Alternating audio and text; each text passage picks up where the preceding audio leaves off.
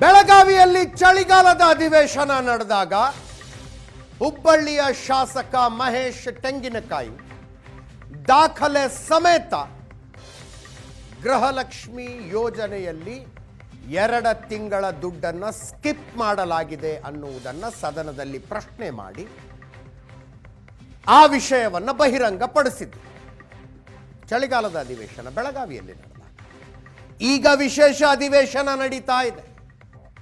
ಮತ್ತೆ ಅದೇ ಶಾಸಕ ಮಹೇಶ್ ತೆಂಗಿನಕಾಯಿ ಕೇವಲ ಗೃಹಲಕ್ಷ್ಮಿ ಅಲ್ಲಿ ಅಲ್ಲ, ಅನ್ನಭಾಗ್ಯದಲ್ಲೂ ಕೂಡ 1 ತಿಂಗಳ ಹಣವನ್ನು ಕೊಟ್ಟಿಲ್ಲ ಅನ್ನುವುದನ್ನ ದಾಖಲೆ ಸಮೇತ ಬಹಿರಂಗ ಮಾಡಿದ್ದಾರೆ.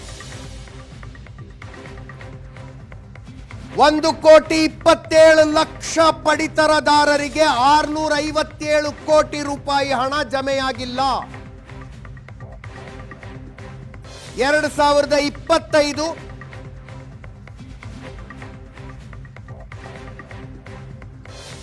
ಜನವರಿ ತಿಂಗಳ ದುಡ್ಡಿದು, ಕರೆಕ್ಟ್ ಆಗಿ 1 ವರ್ಷದ ಹಿಂದಿನ ದುಡ್ಡು.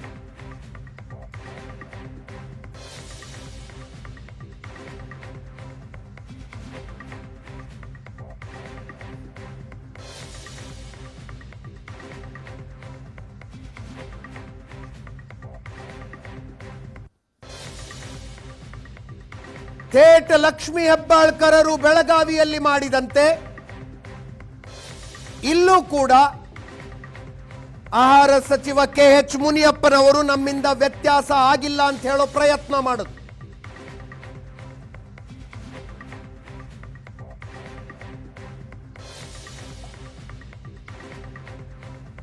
ಎರಡು 2025 ಜನವರಿ ತನಕ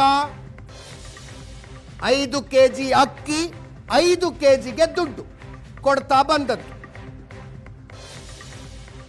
ಫೆಬ್ರವರಿಯಿಂದ 10 ಕೆಜಿ ಅಕ್ಕಿ ಕೊಡ್ತಾ ಬಂದದ್ದು. ಅಕ್ಕಿಯ ಬದಲಿಗೆ ದುಡ್ಡು ಹಾಕಿದ್ದು ಜನವರಿಯಲ್ಲಿ ಎಲ್ಲಿ ದಾಖಲೆ ಇದೆ ತೋರಿಸಿ ಅಂತ ಕೇಳಿದ್ರು.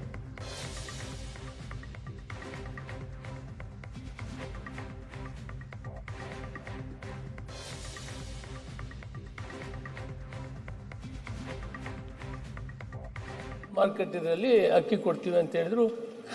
22ರಿಂದ 23 ರೂಪಾಯಿ 1 ಕೆಜಿ ಕೊಡೋದು ಹೇಳಿದ್ರು. ಇದಕ್ಕೆ ಮೊದಲೇನಾಯಿತು, ಅಕ್ಕಿ ಇವ್ರ ಹತ್ರ ಸಾಕಷ್ಟಿತ್ತು. ನಾವು ಸರ್ಕಾರ ಬಂದಾಗ ಕೇಂದ್ರ ಸರ್ಕಾರ 5 ಕೆಜಿ ಕೊಡ್ತಾ ಇತ್ತು. ಜೊತೆಗೆ ನಾವು ಆಶ್ವಾಸನೆ ಕೊಟ್ಟಿದ್ವಿ, ನಮ್ಮ ಸರ್ಕಾರ ಇನ್ನು 5 ಕೆಜಿ ಕೊಡಬೇಕನ್ನೋ ಸಂದರ್ಭದಲ್ಲಿ ಕೇಂದ್ರ ಸರ್ಕಾರಕ್ಕೆ ನಾವು ಅರ್ಜಿ ಬರೆದು ಸುಮಾರು 2 ತಿಂಗಳು 3 ತಿಂಗಳು ಕಾದ್ವಿ. ಅಕ್ಕಿ ಸ್ಟಾಕ್ ಇದ್ರೂ ಕೂಡ ಇವರು ಅಕ್ಕಿ ಕೊಡಲಿಲ್ಲ. ಅಕ್ಕಿ ಸ್ಟಾಕ್ ಇತ್ತು. ಅದಾದ್ಮೇಲೆ ಏನು ಮಾಡಿದ್ರು, ಆ ಸ್ಟಾಕ್ ಮಾರಕ್ಕಾಗದೇ ಇರುವಂಥ ಕಾಲದಲ್ಲಿ 17/1/25 ಮತ್ತೆ ನಿಮ್ಗೆ ಅಕ್ಕಿ ಕೊಡ್ತೀವಿ ಅಂತೇಳಿ ಹೇಳಿದ್ರು.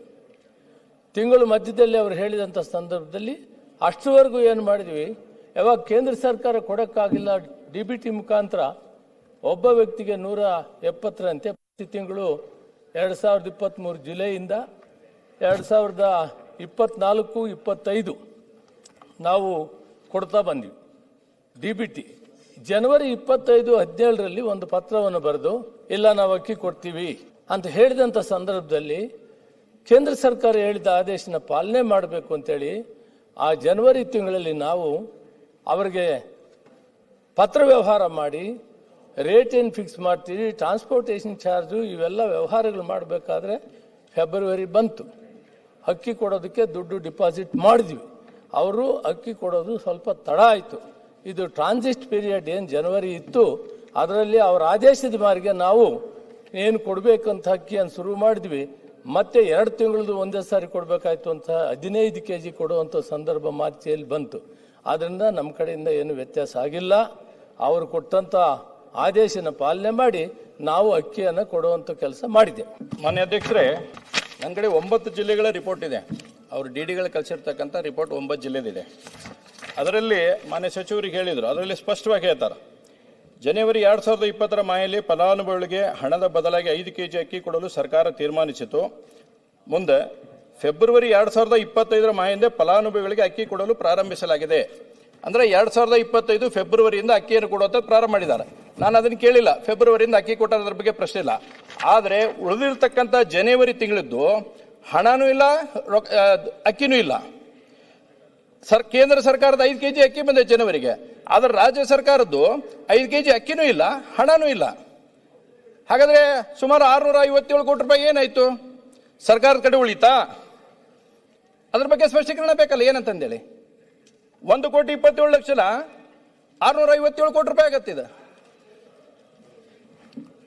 ಆ ಕಾಲದಲ್ಲಿ ಹಣ ನಾವು ಖರ್ಚು ಮಾಡಿಲ್ಲ, ಹಣ ಎಲ್ಲಿ ಹೋಗಿಲ್ಲ, ಫೈನಾನ್ಸ್ ಡಿಪಾರ್ಟ್ಮೆಂಟ್ ಹಣನೂ ತೆಗೆದುಕೊಂಡಿಲ್ಲ. ನಾವು ಕೇಂದ್ರ ಸರ್ಕಾರ ಒಂದು ಆದೇಶ ಕೊಟ್ಟ ಮೇಲೆ ಅದನ್ನು ಪಾಲನೆ ಮಾಡೋದ್ರಲ್ಲಿ ಆ ತಿಂಗಳಲ್ಲಿ ಗ್ಯಾಪ್ ಆಗಿದೆ, ದುಡ್ಡು ತಗೊಂಡಿಲ್ಲ, ಹಂಚಿಕೆನೂ ಮಾಡಿಲ್ಲ. ತಕ್ಷಣ ಕೇಂದ್ರ ಸರ್ಕಾರ ಅಕ್ಕಿ ಕೊಡ್ತಾನೆ, ಅಕ್ಕಿ ಕೊಡುವಂಥ ಕೆಲಸ ಮಾಡಿದೆ. ಮತ್ತೊಂದು ಅಸ್ತ್ರ ಸಿಕ್ಕಂಗಾಯ್ತು ವಿಪಕ್ಷಗಳಿಗೆ. ಗೃಹಲಕ್ಷ್ಮಿಯಲ್ಲಿ 2 ತಿಂಗಳ ದುಡ್ಡು ಕೊಟ್ಟಿಲ್ಲ, ಅನ್ನಭಾಗ್ಯದಲ್ಲಿ 1 ತಿಂಗಳ ದುಡ್ಡು ಕೊಟ್ಟಿಲ್ಲ. ಗೃಹಲಕ್ಷ್ಮಿಯದ್ದು ಹೆಚ್ಚು ಕಡಿಮೆ 5,000 ಕೋಟಿ ಅಂತ ಹೇಳ್ತಾರೆ ಇವರು. ಅನ್ನಭಾಗ್ಯದ್ದು 657 ಕೋಟಿ.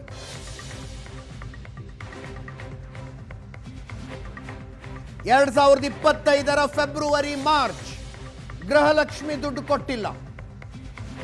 2025 ಜನವರಿ ಅನ್ನಭಾಗ್ಯದ ದುಡ್ಡಿಲ್ಲ.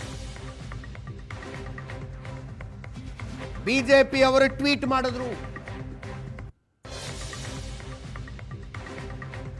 ಗೃಹಲಕ್ಷ್ಮಿ ಯೋಜನೆ 5,000 ಕೋಟಿಯಲ್ಲಿ, ಅನ್ನಭಾಗ್ಯದ 657 ಕೋಟಿಯಲ್ಲಿ. 2025 ಜನವರಿ ತಿಂಗಳ ಅನ್ನಭಾಗ್ಯ ಯೋಜನೆಯ 657 ಕೋಟಿ ಕೊಟ್ಟಿಲ್ಲ. 2025 ಫೆಬ್ರವರಿ ಮಾರ್ಚ್ನ ಗೃಹಲಕ್ಷ್ಮಿ ಯೋಜನೆಯ 5,000 ಕೋಟಿಯಲ್ಲಿ. ಬಾಕಿ ಹಣ ಬಿಡುಗಡೆ ಯಾವಾಗ? ಸರ್ಕಾರಕ್ಕೆ ಬಿಜೆಪಿ ಅಧಿಕೃತ ಟ್ವಿಟರ್ ಹ್ಯಾಂಡಲ್ನಿಂದ ಕೇಳಲಾದ ಪ್ರಶ್ನೆ ಇದು.